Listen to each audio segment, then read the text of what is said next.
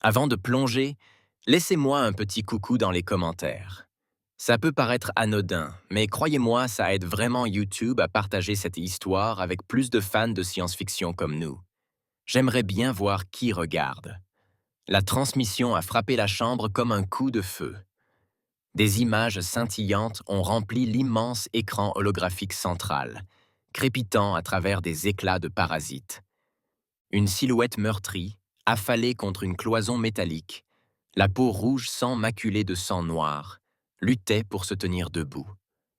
Un œil gonflé et fermé, sa poitrine se soulevait et s'abaissait par à-coups. Sa voix était rauque, rauque. Ils surgirent de nulle part. Une toux douloureuse. Des maraudeurs crinent. Une embuscade. Aucun avertissement. Aucune exigence. Ils ont coupé notre escorte avant que nous puissions réagir. Son souffle était saccadé. La caméra vacillait tandis qu'il luttait pour la stabiliser. Ils ont pris le général Zalvarik. La chambre explosa. Des cris se sont entrechoqués par vagues successives. Une soudaine tempête de voix exigeant de l'action. Des réponses. La guerre. Impossible.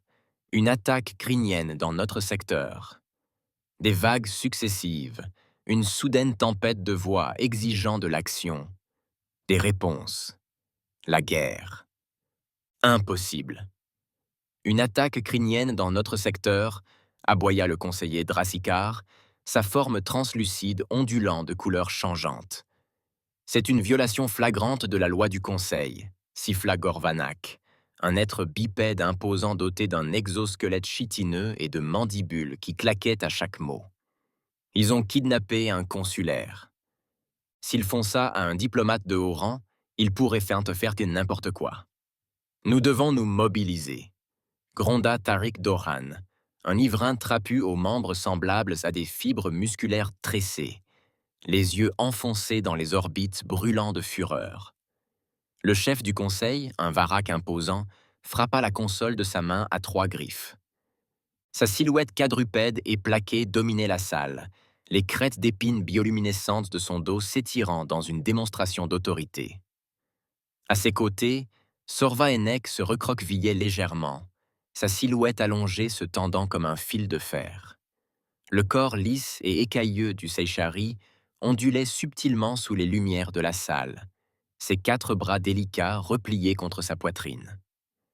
Cette transmission a été reçue il y a 3 heures, annonça Sova d'une voix basse mais ferme.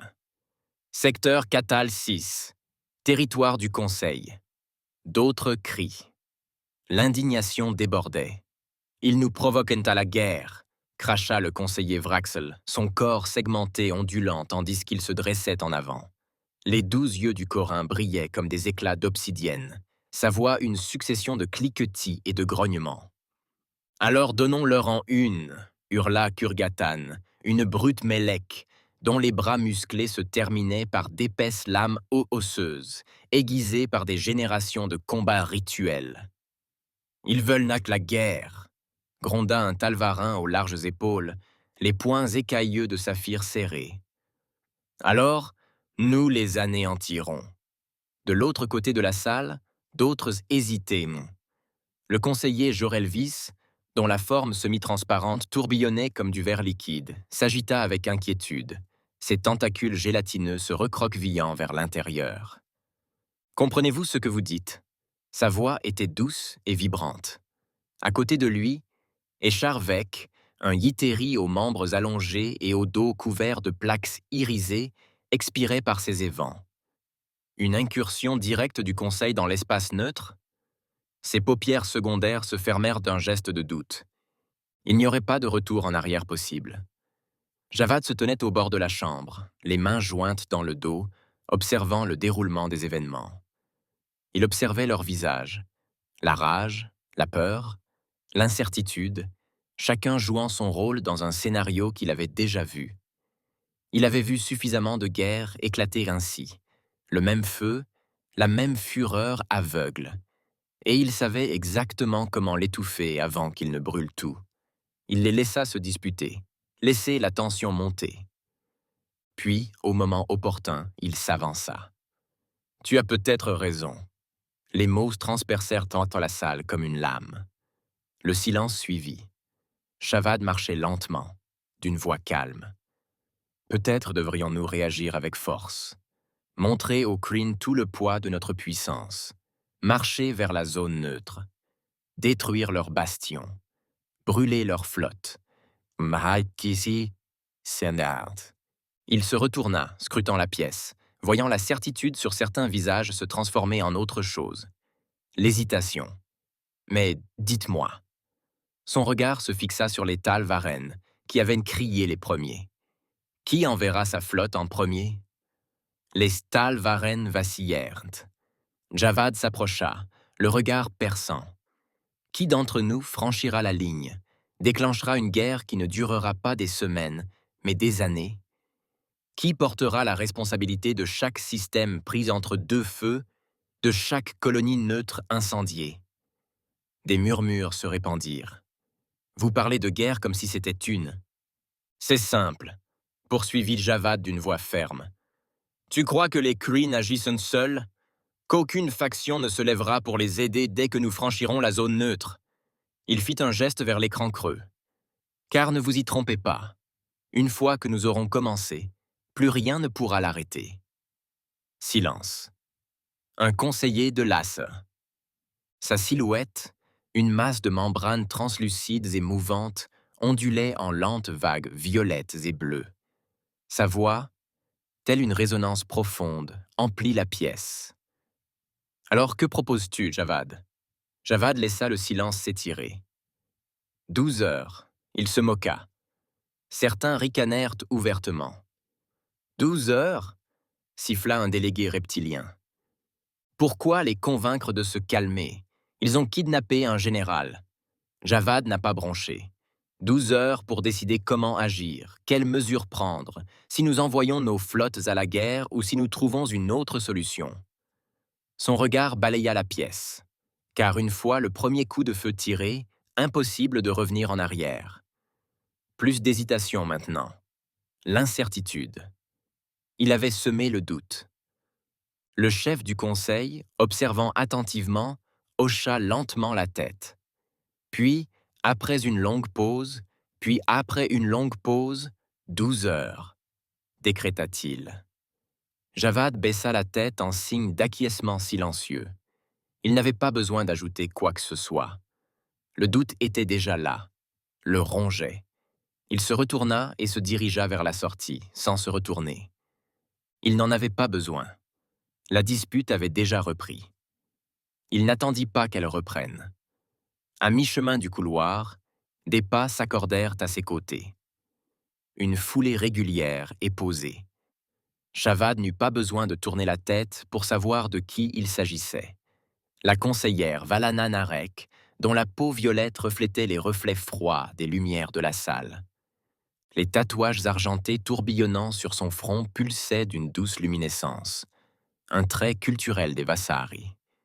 Un geste audacieux, murmura-t-elle, ses doigts allongés, entrelacés.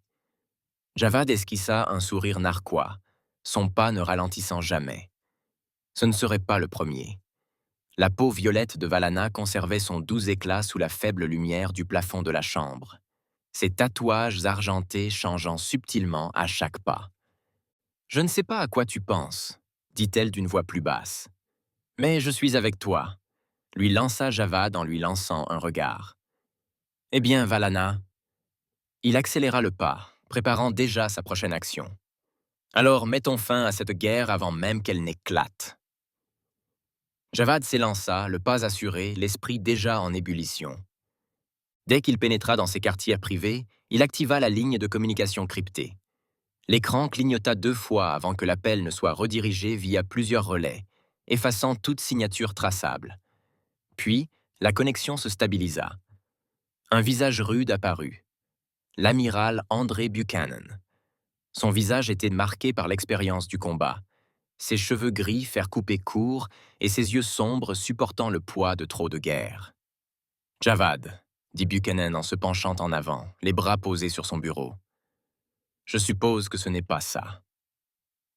Une visite de courtoisie. Javad alla droit au but.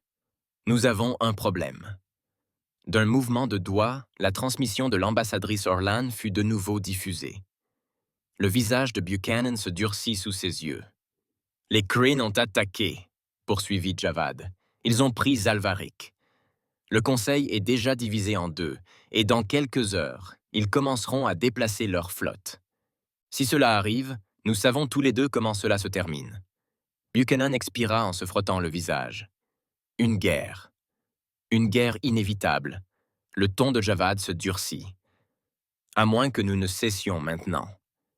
Buchanan l'observa un instant, puis se renversa dans son fauteuil. Que proposez-vous? Une mission. Officieuse. La voix de Javad était ferme, déterminée. Une petite équipe. Rapide, chirurgicale, invisible. On en entre, on extrait Zalvaris, et on ressort avant même que quiconque ne se rende compte de notre présence. Les doigts de Buchanan tapotaient l'accoudoir métallique de son fauteuil. Il faut que ce soit propre, Javad. Si le Conseil découvre que nous avons envoyé une équipe d'intervention humaine en zone neutre, ils qualifieront cela d'agression. Ils ne le découvriront que lorsque nous aurons réussi. Et si nous ramenons le général Zalvarak vivant, ils ne se plaindront pas. Un instant de silence. Buchanan soupira, puis hocha la tête. « Je vous prie de croire à mes salutations. » Avant que Javad puisse continuer, une voix l'interrompit. Valana Narek, toujours debout près de l'entrée. « Je connais quelqu'un qui peut t'aider, dit-elle en entrant dans la pièce. Un contact qui connaît la zone neutre mieux que quiconque. » Ses tatouages argentés pulsaient doucement, l'équivalent Vassari d'une décision prise. Javad se tourna vers elle. « Tu leur fais confiance ?»« Elle m'a sauvé la vie, » dit simplement Valana. « Elle retrouvera ton équipe sur le terrain. » Javad se tourna vers Buchanan. « C'est réglé. » Buchanan hocha la tête. « Je m'occupe du reste. » L'écran devint noir. Buchanan laissa échapper un long soupir, puis se retourna sur son siège. De l'autre côté de la pièce, le commandant Hong Stab, son officier tactique, était déjà en train de consulter des dossiers. « Nous aurons besoin d'une équipe capable d'opérer en toute discrétion, » dit-elle, ses traits aigus illuminés par le flux de données défilant. « Je suppose que vous aurez besoin d'opérations spéciales, pas n'importe lesquelles, » coupa Buchanan. « Il faut des fantômes. » Stubb n'hésita pas. Le capitaine Jaren Kane. Un mouvement de doigt et un profil s'ouvrit. Un agent aguerri, ancien Marine Recon de l'UE, décoré pour ses incursions planétaires, ses infiltrations et ses récupérations à haut risque. Un soldat qui travaillait mieux dans l'ombre. Buchanan inclina brièvement le menton, puis se laissa aller en arrière. Qui d'autre? Stubb fit défiler la page. « Monsieur, qu'en est-il de la X-Team » Buchanan fronça les sourcils. « La X-Team? Vous connaissez Chen, Rodriguez, Patel ?» Buchanan la coupa d'un hochement de tête. « Non. Tout le monde en a entendu parler. Tout le monde sait qui ils sont. On dirait des célébrités. Et pas dans le bon sens du terme. Il faut plus de discrétion. » Stubb inclina légèrement la tête. « Vous avez raison, monsieur. J'appelle Kane immédiatement. » « Pas besoin. » Buchanan tendit la main vers la console sécurisée. « Je l'appellerai moi-même. » L'appel arriva sur le canal privé de Kane. Il était en train d'aiguiser un couteau de combat lorsque la console s'alluma. Il jeta un coup d'œil au nom. « Amiral Buchanan. » Il essuya la lame contre sa manche et répondit. « Amiral Buchanan. » Il essuya la lame contre sa manche et répondit. « Monsieur. » La voix de Buchanan était ferme et directe. « À quelle vitesse peut-on constituer une équipe ?» Kane fronça légèrement les sourcils, mais il n'hésita pas. Quelle envergure? Petite. Frappe de précision. Discrète. Ce seul mot changea tout. Kane commença à réfléchir à des noms. Il avait des hommes bien. Le genre d'hommes qui n'existait pas dans les archives. Les mots suivants de Buchanan scellèrent la situation. « Nous poursuivons Zalvarik. » Kane se figea. Il connaissait ce nom. Tout le monde le connaissait. Le général extraterrestre qui haïssait les humains. Celui qui avait passé des années à les tenir à l'écart du Conseil. S'il avait été kidnappé, cela ne signifiait qu'une chose. Quelqu'un essayait de déclencher une guerre, et Buchanan n'en voulait pas. Kane inspira lentement, puis expira. « Envoie-moi les détails », acquiesça Buchanan. Déjà en route. L'écran s'éteignit. Kane attrapa son communicateur et parcourut les contacts. Chaque appel était bref. « Préparez-vous. Rendez-vous dans 10 minutes. Pas de questions. » Il se déplaça avec une aisance habituée à la pratique, sécurisant ses armes, vérifiant chaque pièce d'équipement tandis que la mémoire musculaire prenait le dessus. Enfilant son gilet tactique renforcé, il regarda son équipe commencer à arriver. Ils entrèrent dans la pièce par deux, le bourdonnement du hangar formant un fond sonore monotone. Aucune formalité, juste le poids silencieux de l'attente. Steele s'appuya contre une caisse, les bras croisés, faisant tournoyer paresseusement un détonateur entre ses doigts. Militaire ou mercenaire? La mâchoire de Kane se serra. Diplomate. Reaper, retournant son couteau de combat, l'attrapa sans effort. Quel moment infernal pour sauver des politiciens. Ghost vérifia rapidement son fusil, les yeux rivés sur la lunette comme s'il préparait déjà une position de surveillance. Un plan d'extraction? Kane expira. On en formera un en chemin. Pour l'instant, on retrouve une informatrice, spécialiste des zones neutres. Elle a des infos sur les mouvements des Krins. Patch resserra les sangles de son équipement de terrain, lançant à Kane un regard sceptique. On lui fait confiance? Kane soutint son regard. Valana, oui. C'en était assez pour l'instant. Valana n'accordait pas facilement sa confiance. Se porter garant de quelqu'un avait du poids. Le sergent Evan Steele Carter poussa un soupir. Bon, je comprends bien. On va sauver celui qui a passé des années à essayer de nous tenir à l'écart du Conseil? Ghost fait une grimace. Tant qu'il respire quand on le sortira, c'est tout ce qui compte. Kane les examina. Aucune hésitation. Aucun doute. Il nous reste moins de 10 heures. Départ dans 30. L'équipe se sépara, se préparant au départ. Kane saisit son fusil, le passa en bandoulière et se dirigea vers le hangar. C'était à la mission, et ils étaient les seuls à pouvoir la mener à bien.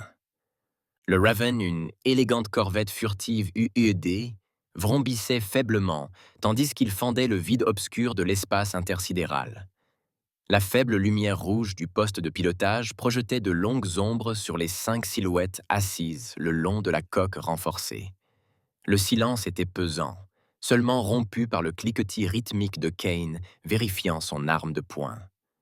Reaper s'avança, les doigts caressant distraitement le tranchant de son couteau de combat. « Alors, murmura-t-il, la voix basse, calculée. Où est notre informatrice? Elle nous rejoindra en chemin, répondit Kane sans lever les yeux. Il était concentré sur le bloc de données qu'il tenait à la main, examinant le paquet crypté que Buchanan venait d'envoyer. Steele ajusta la sangle de son gilet, vérifiant l'emplacement de ses explosifs. « Tu es sûr qu'elle est fiable, sur les fiables ?» Kane ne leva pas les yeux. On le saura bientôt. Reaper laissa échapper un léger ricanement. Et si elle ne l'était pas? La voix de Kane resta neutre. Puis je lui ai tiré dessus moi-même. Patch émit d'un petit rire sec en se renversant en arrière. Rassurant. Ghost resta silencieux, le fusil appuyé contre son genou, la visière baissée sur les yeux. Il ne parlait pas, mais Kane savait qu'il écoutait chaque mot. Le vaisseau sursauta légèrement lorsque le moteur FTL se désengagea. Le système de communication crépita. Coordonnées de rendez-vous en approche. Vous n'allez pas aimer ce qui vous attend. Kane appuya sur le système de communication.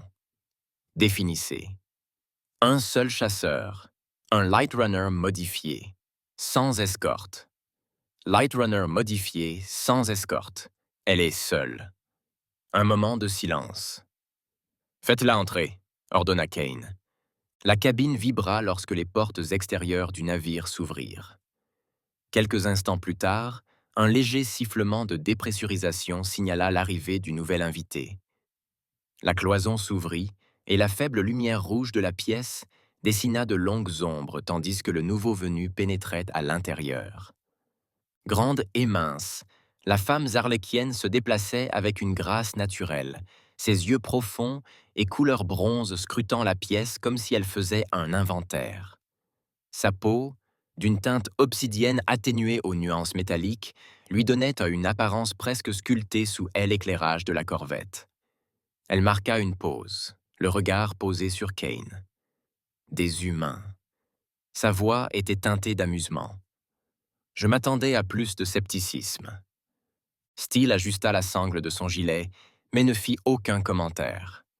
Kane lui jeta un coup d'œil, puis au reste de l'équipe, avant d'avancer. « Tu es le contact ?» Elle hocha la tête. « Sur à Kaelir. Valana a dit qu'il te faudrait quelqu'un qui connaisse parfaitement les Kaelor. » Patch finit par parler, mais sa voix était teintée de doute. « Si c'est elle qui t'a envoyé, c'est qu'elle te fait confiance. » Il se pencha légèrement en arrière. Valana ne joue pas, surtout pas avec nous. Cain ne bougea pas, les bras toujours croisés. « Ah bon ?» En supposant qu'elle n'ait pas simplement misé sur quelqu'un d'assez désespéré pour nous trahir. Sura soutint son regard sans sourciller.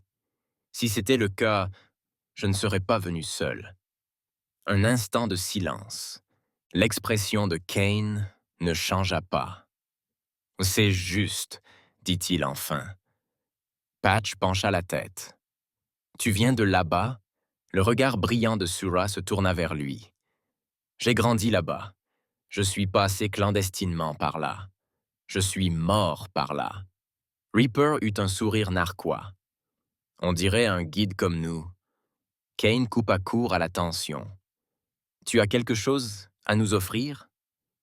Sura sortit un hologramme compact de sa ceinture et l'activa d'un mouvement du poignet. Une carte stellaire tridimensionnelle se déploya devant eux. « Les Krins n'agissent pas seuls, » dit-elle. « Ils ont des alliés, des contrebandiers, des mercenaires. » J'ai fouillé après avoir été contacté par Valana.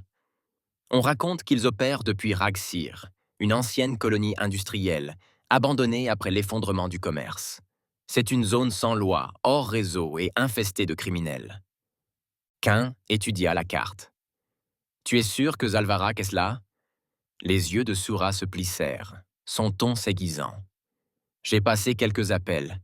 J'ai vérifié les conversations interceptées des bandes de pirates locales. Tous les renseignements indiquent qu'ils détiennent quelqu'un d'important là-bas. » Ghost parla enfin. « Pas assez. » Sura haussa un sourcil. « Excusez-moi. » Ghost ne leva pas les yeux. « Les renseignements sont solides, mais vagues. Il nous faut une confirmation avant d'entrer et de nous faire allumer. » Kane hocha la tête. Approuva. Il appuya sur son interphone. « Buchanan, vous me recevez ?» La voix de l'amiral retentit instantanément. « Allez-y. Scannez Ragsir en profondeur. Des débris récents, des interceptions de communication mentionnant une activité de la flotte Crane. » Un bref silence. En attente. L'équipe attendait. La tension montait comme un ressort. Puis, j'ai trouvé quelque chose. Une épave près de Kaelor Reach, à environ 2 secteurs. Correspondance avec une escorte diplomatique Rudrake. On dirait que quelqu'un les a frappés fort et vite. Le visage de Sura s'assombrit. C'est une confirmation suffisante. Buchanan poursuivit. S'il est vivant, c'est là qu'il est. Je vais vous transmettre le rapport complet. Kane expira. Compris. La voix de Buchanan était ferme. Kane, fais-le sortir. Doucement. La voix de Buchanan était ferme. Kane, fais-le sortir. Doucement. Le canal fut coupé. La salle resta silencieuse. Steele le brisa en premier. Eh bien, merde. Reaper se leva en faisant craquer ses articulations. On va aller à Ragsir, on dirait. Kane hocha la tête. Ouais, il est temps de déterminer comment on va s'en sortir. Le Raven a quitté sa supersurface au-dessus de Vorlintwer, une colonie industrielle mourante à la limite du bif de Kaelor. Vue de l'orbite, la planète était un désert couleur rouille, entrecoupé de ruines tentaculaires d'installations minières abandonnées depuis longtemps et de mégastructures squelettiques abandonnées à l'abandon.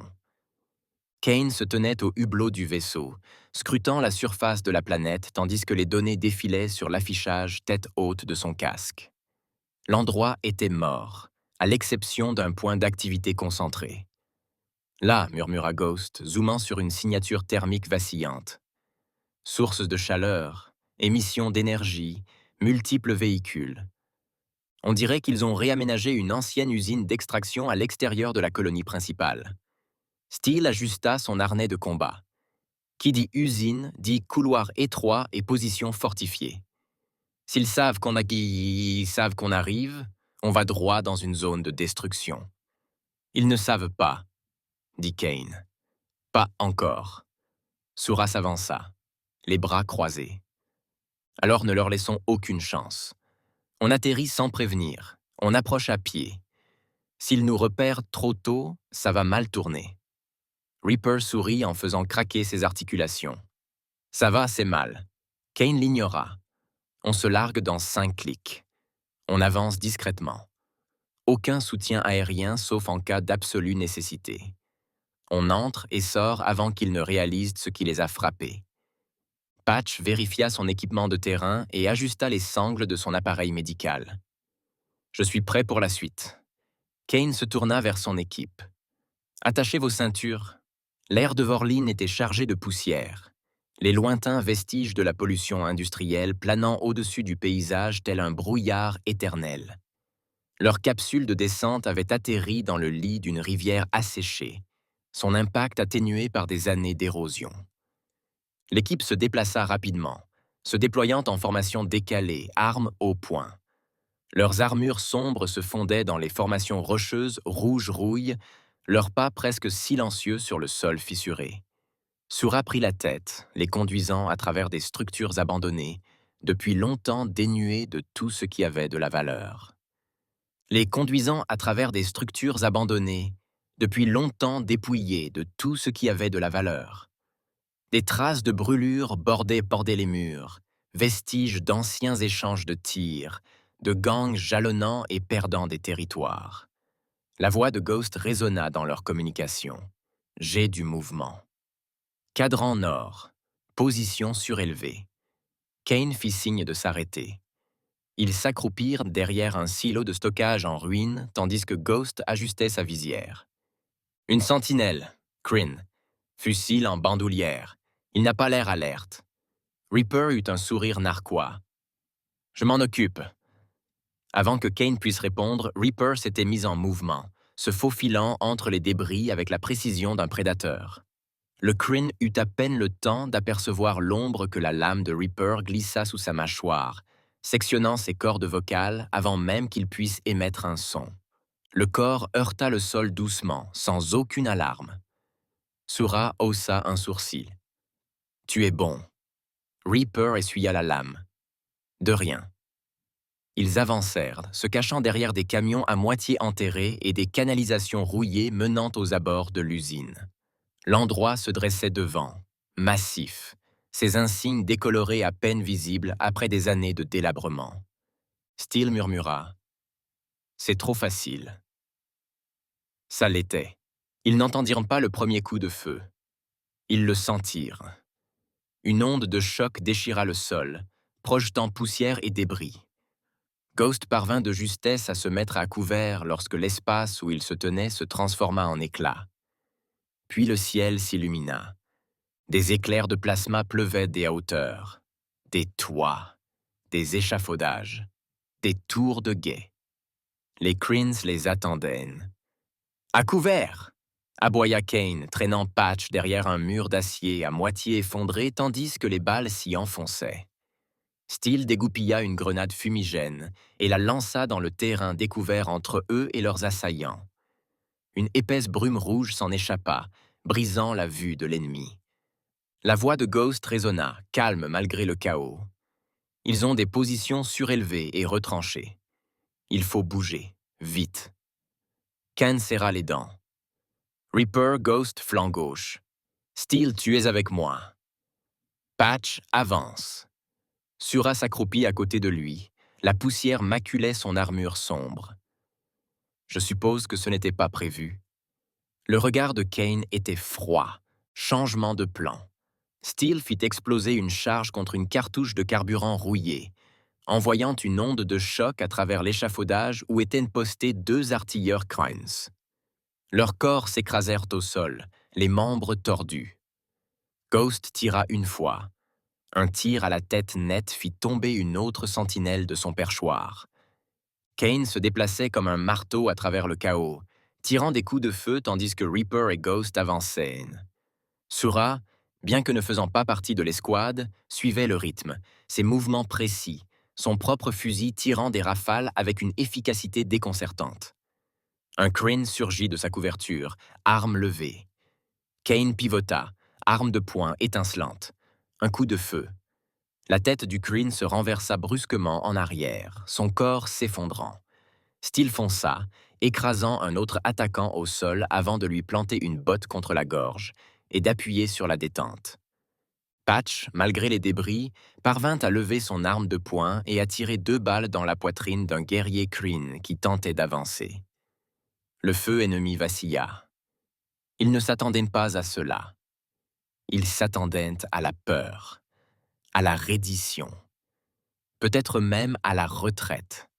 Ce qu'ils ont eu, ce sont des humains. Ce qu'ils ont eu, ce sont la guerre. Ce qu'ils ont eu, ce sont la guerre. Silence. La fumée se dissipa, révélant les corps éparpillés dans le paysage en ruine. Les Krins qui n'étaient pas morts mouraient. Kane se tenait là, son fusil en main, expirant lentement et de manière contrôlée. Ghost s'accroupit, rechargeant son fusil d'une main, l'autre appuyant sur une entaille le long de sa cuisse, trouée par des éclats d'obus. Nous perdîmes tout effet de surprise. Steel essuya une traînée de sang sur sa joue, grimaçant en fléchissant le bras gauche. Le blindage avait encaissé la majeure partie de l'impact, mais la force cinétique laissait encore ses muscles s'agiter. Il ne s'attendait pas à un tel combat. Reaper expira brusquement, roulant son épaule là où un tir de plasma avait effleuré le bord de son armure, la chaleur brûlant le tissu en dessous. « Ouais, eh bien, on a eu de la chance que ce soit de mauvais tireurs. » Patch se rassit, pressant une main ensanglantée contre son flanc.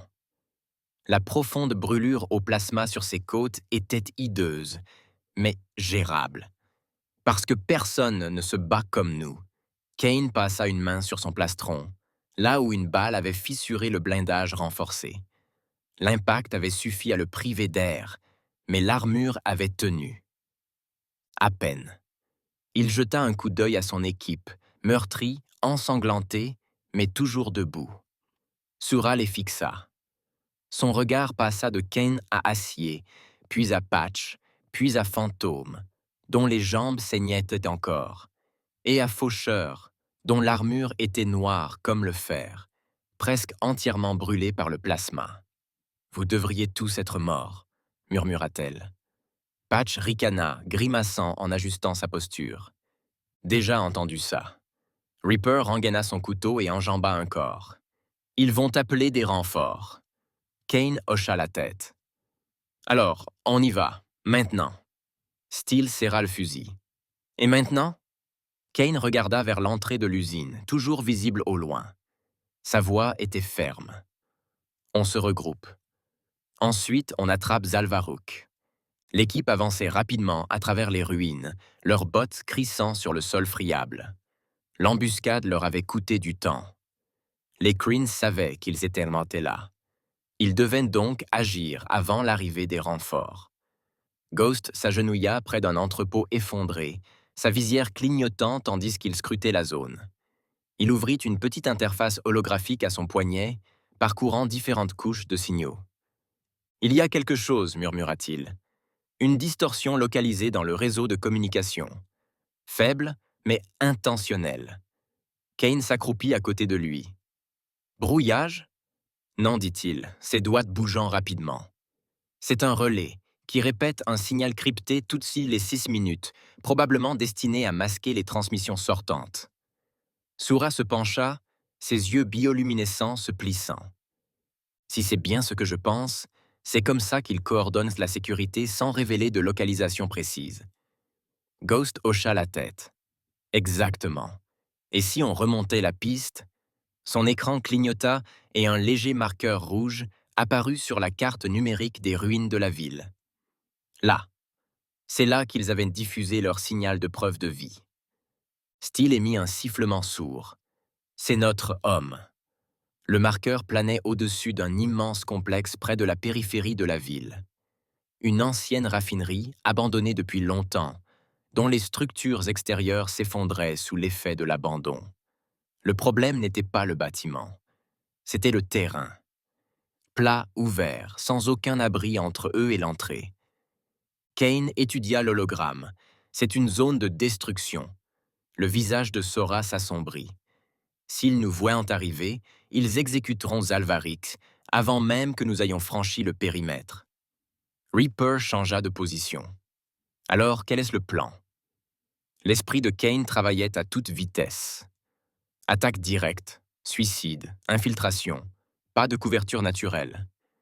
Ils avaient besoin d'une diversion, quelque chose d'assez important pour forcer les Krins à reporter leur attention. On les a frappés de l'autre côté, dit Kane avec force. L'acier fit craquer ses articulations. J'aime bien la tournure que ça prend.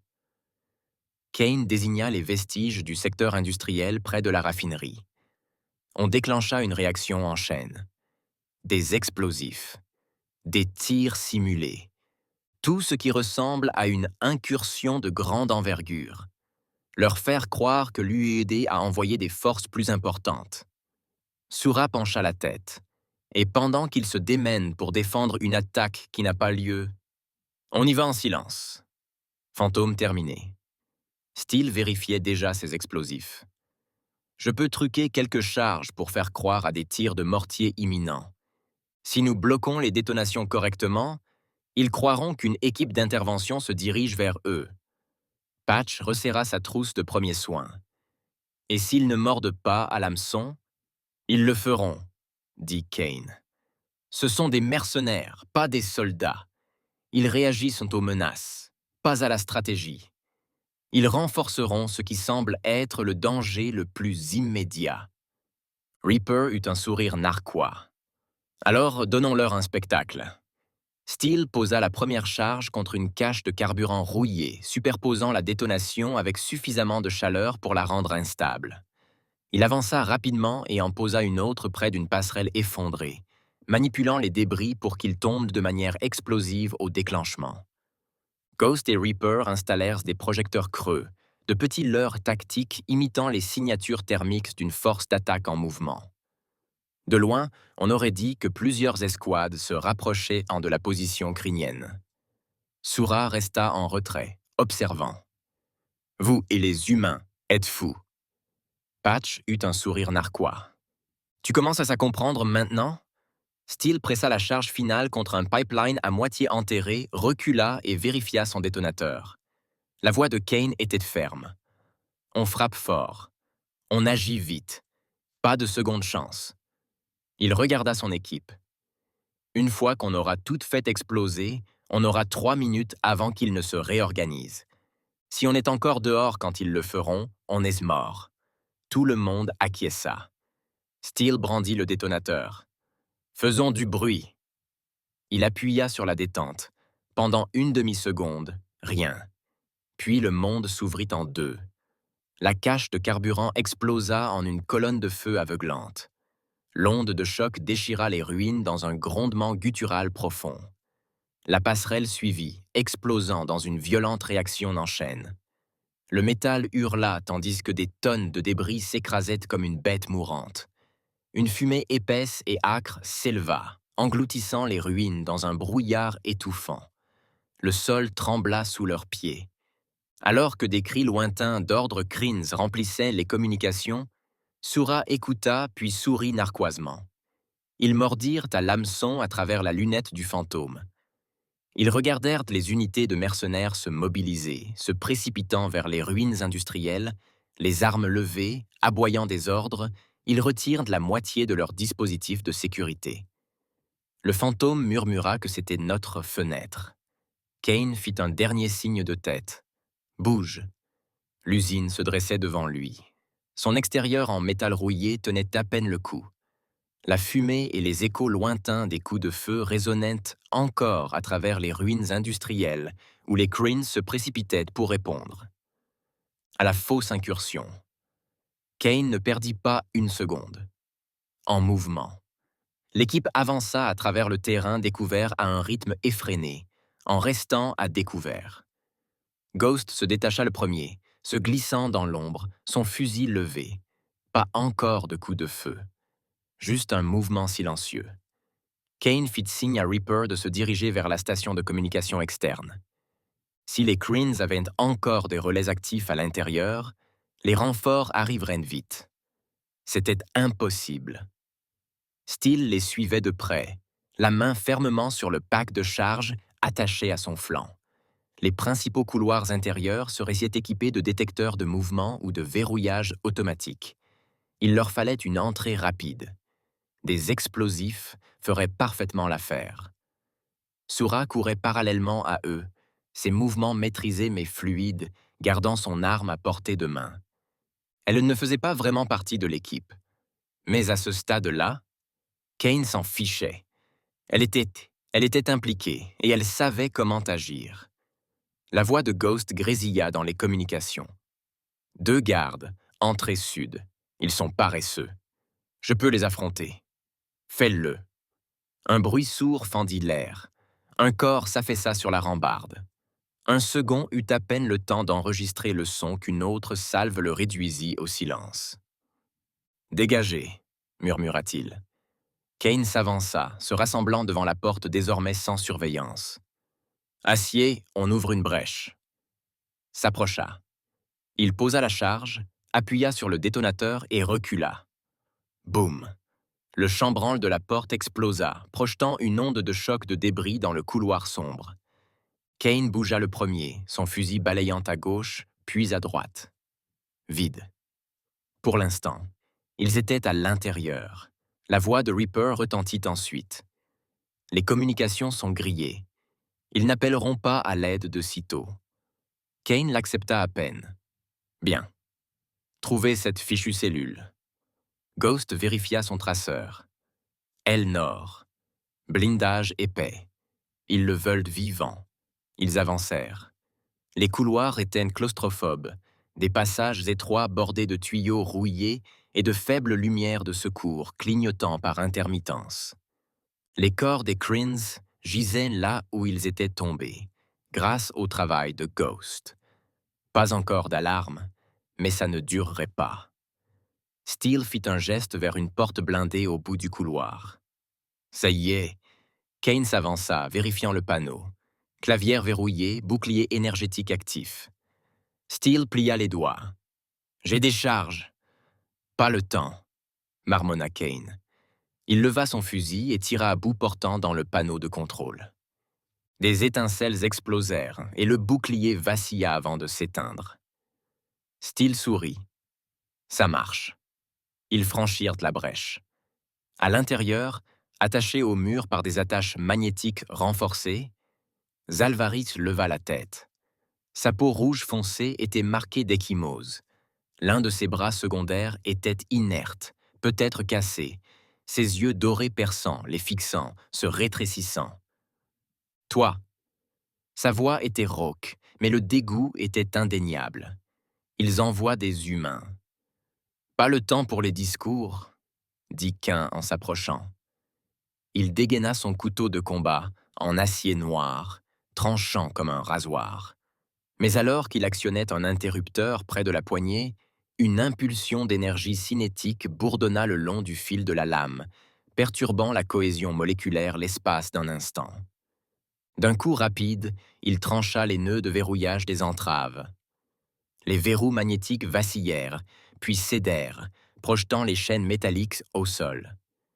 Zalvarak trébucha, mais Kane le rattrapa d'une poigne ferme sur son avant-bras. L'alien se tendit, résistant, mais Kane s'en fichait. « Tu peux marcher ?» Les yeux de Zalvarak brûlaient de défi.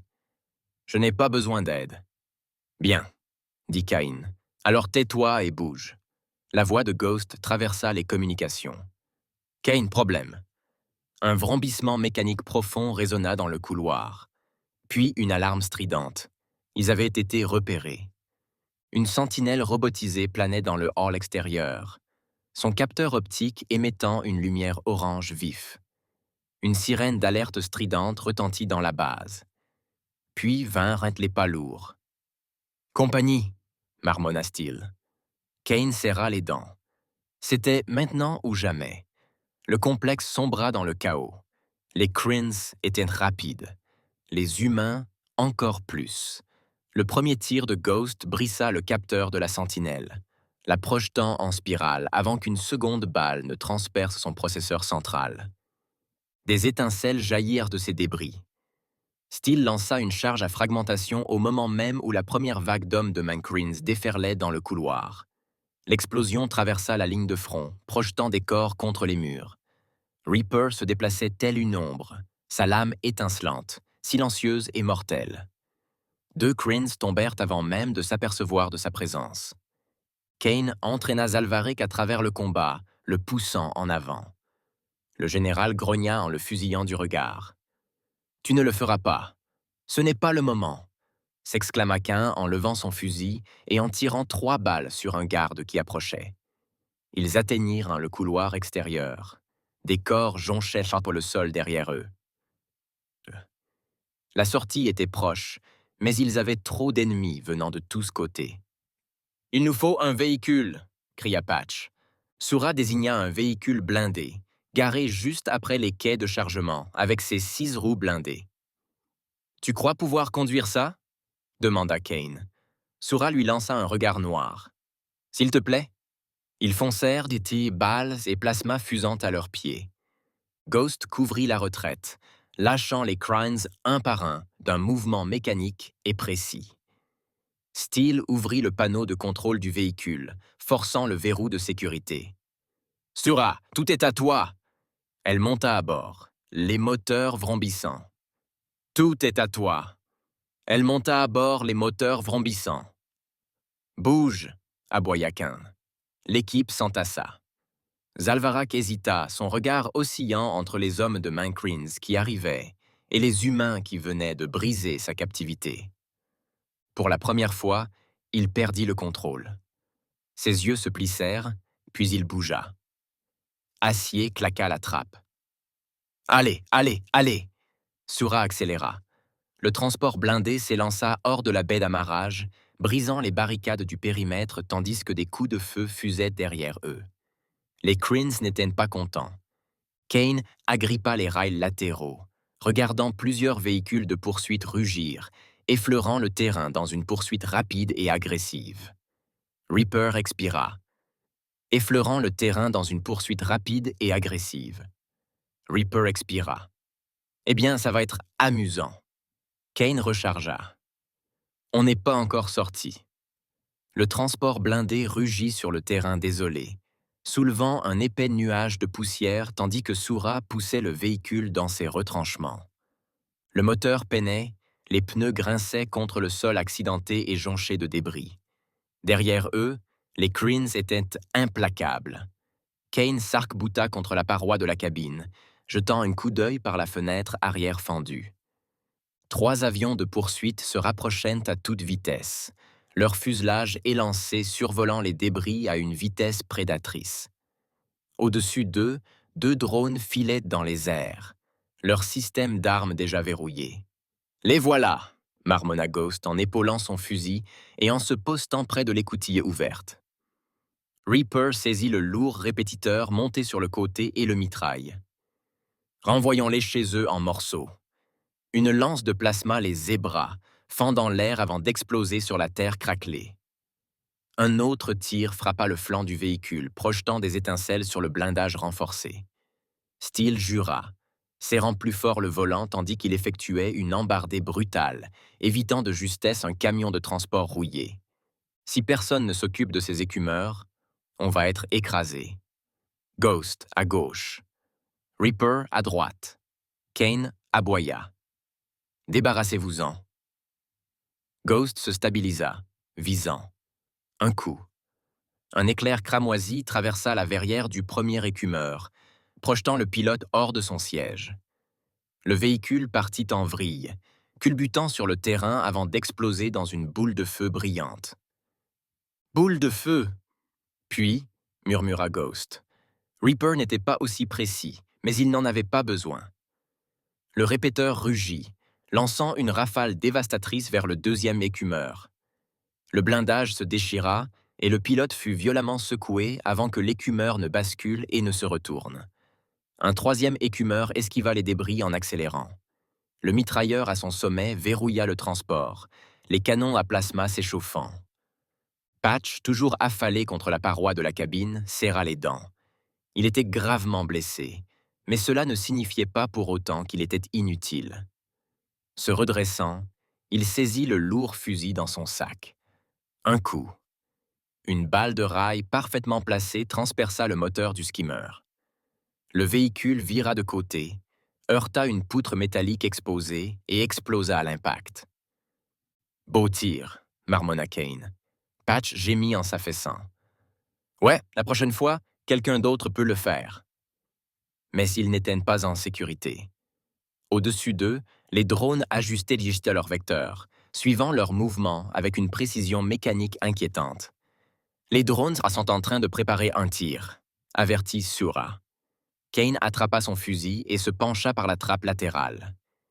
Il tira une rafale, mais les machines agiles virevoltèrent dans les airs, esquivant les balles avec une facilité déconcertante. « Bon sang, tout va trop vite », grogna Reaper en changeant l'angle de son répétiteur. Un autre éclair de plasma fonça sur eux. Impact. Le moteur arrière explosa. Le transport fit une violente embardée, le métal grinçant tandis que des flammes jaillissaient du compartiment percé. Sura lutta contre les commandes, mais le véhicule était en panne. « On perd de la puissance !» cria-t-elle. Kane se tourna vers les autres. « Préparez-vous !» Le transport heurta une pente abrupte, perdant son élan.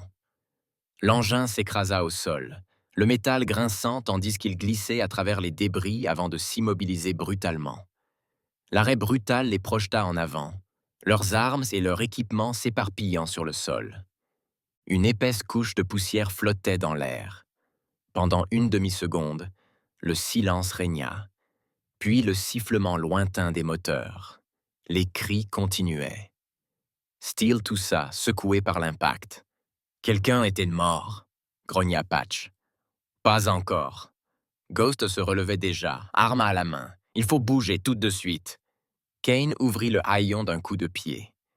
La zone d'atterrissage n'était pas loin. Le corbeau attendait juste derrière une crête, sa silhouette à peine visible à travers la tempête de poussière. À 50 mètres, peut-être 60. Il fit demi-tour, pas le temps de se reposer. Dehors, tout de suite. L'équipe sortit des décombres, fusils au poing, avançant à l'unisson. Zalvarak hésita une seconde avant de le suivre, le visage sombre. Il était encore faible, mais il maintint le rythme. Derrière eux, des projectiles à plasma s'écrasèrent sur les décombres, les hommes de Mancrin se rapprochant. Trop près. Ils n'avaient que quelques secondes avant d'être débordés. Kane tira par-dessus son épaule, laissant tomber le premier Kreen à sa poursuite. Reaper en abattit deux autres, les balles transperçant leur armure. Mais ils étaient trop nombreux. Un autre éclair fila droit sur Patch. Il ne l'avait pas vu. Mais Zalvarik, si. Sans hésitation, le Rudrak pivota, arrachant un fusil tombé du sol et tirant une rafale suppressive. Le projectile de plasma passa à côté, manquant la zone de quelques centimètres. Le Kreen recula brusquement, pris au dépourvu. C'était l'ouverture dont ils avaient besoin. Kane ne s'arrêta pas, ne posa pas de questions. bougea la rampe du corbeau abaissée, les moteurs gémissant à plein régime. Le vaisseau était là, mais les hommes de Mancrins étaient également là, affluant depuis la crête, armes levées, leur coupant la seule issue. Kane ne ralentit pas, n'hésita pas. Tirant de couverture, il aboya, courant vers la rampe ouverte. Ghost et Reaper s'agenouillèrent, leurs fusils déjà armés. 2 coupes de feu, 2 crins à terre. Steel, encore à moitié boiteux après le crash, sortit une grenade à shrapnel de sa ceinture et la lança en plein milieu des hommes de main qui avançaient. Boum! Une onde de choc de métal et de feu traversa la ligne de front, déchiquetant les blindages, déchirant les corps. Mais ce ne fut pas suffisant. Les crins continuèrent d'avancer. Sura sauta sur la rampe en premier, s'emparant du siège du copilote, déclenchant déjà les systèmes du Raven. « Entre ou tu seras enterré », lança-t-elle par la voix. Patch monta la rampe en titubant, son fusil toujours à moitié levé. Il tenait à peine debout, saignant à travers son armure, mais il ne s'arrêtait pas. Cain attrapa Zalvarak et le tira en avant. L'alien résista d'abord, grognant quelque chose dans sa langue maternelle. « Pas maintenant !» grinça Cain, à moins de vouloir mourir ici. Les yeux dorés de Zalvarak brûlaient, mais il bougea. Ils franchirent la rampe, Reaper et Ghost étant les dernières à entrer, tirant jusqu'à ce que les portes se referment hermétiquement. Le corbeau s'éleva, des turbulences secouant la cabine. Puis l'impact se fit entendre. Le vaisseau tangua violemment, les alarmes hurlant. « Nous subissons des tirs nourris !» cria Sura depuis le cockpit. Des explosions de plasma s'écrasèrent sur la coque, brisant un stabilisateur et envoyant le Raven dans une descente en spirale. Steel jura, frappant du poing la cloison tandis que la gravité se déformait. « On n'y arrivera pas !» Sura manœuvra les commandes rapidement, mais le vaisseau ne réagissait pas assez vite. Kane serra les dents, les yeux fixés sur le hublot. Trop bas, vite, préparez-vous à l'impact. Le corbeau s'écrasa au sol, dérapant violemment, soulevant un nuage rugissant de poussière et de feu. Le métal hurla tandis que le vaisseau traversait le paysage en ricochant sur un terrain accidenté avant de finalement s'immobiliser un instant. Tout était immobile. Le seul bruit était le crépitement du feu, le gémissement du métal tordu. Le goût du sang et de la poussière flottait dans l'air. Quelqu'un toussa, puis un autre, une inspiration brusque. Puis des coups de feu. Les crins avançaient déjà, encerclant le vaisseau abattu, se rapprochant pour le tuer. Kane se força à se relever, clignant des yeux à travers le sang et la poussière. Ghost gémit, repoussant les débris de sa jambe. « On n'est pas mort. Pas encore », murmura Patch en toussant. Zalvarik se releva en titubant, les fixant tous. Des humains, tenant à peine ensemble, mais toujours en mouvement, toujours en train de se battre. Ses yeux s'attardèrent, tandis que Ghost tirait Reaper vers le haut. Tandis que Patch enfonçait un pack de stimulation dans son propre bras. Tandis que Kane vérifiait son arme d'une main ferme. Même si le sol tremblait sous les pas de Kryn. Ils n'abandonnaient pas, même maintenant, même quand ils auraient dû. Le vaisseau a basculé sous un autre impact. La voix de Sura est venue dans les communications. Les armes sont hors ligne. Les moteurs sont foutus.